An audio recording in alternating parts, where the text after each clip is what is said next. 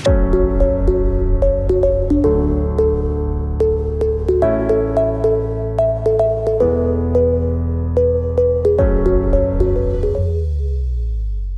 matatandaan ninyo, the first that we adopted the rules of procedure, sabi ko nga, this is a living document. Ba't sinasabi natin na living document? Kasi hindi siya forever na yan na yung rules of procedure natin.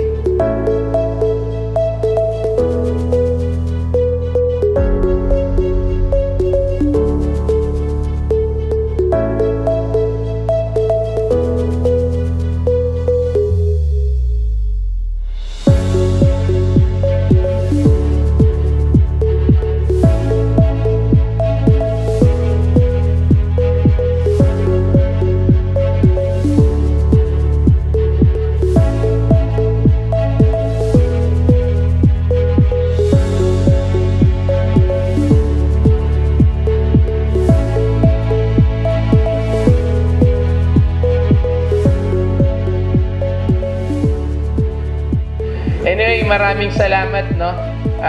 I hope the commitment will be the same, no? Kung may magbago man, it's for improvement, no?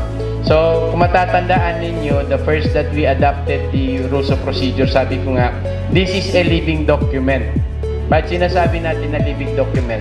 Kasi hindi siya forever na yan na yung rules of procedure natin. Di ba?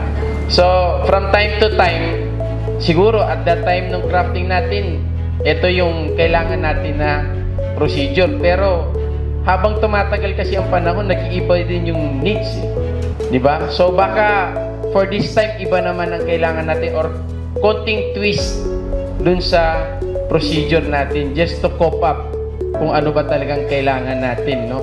So, bear with the rules of procedure. Sa inyo, sa atin ito, no? Produkto natin ito. One BHRC, Kawaki for all. Takbir! Allahu Akbar!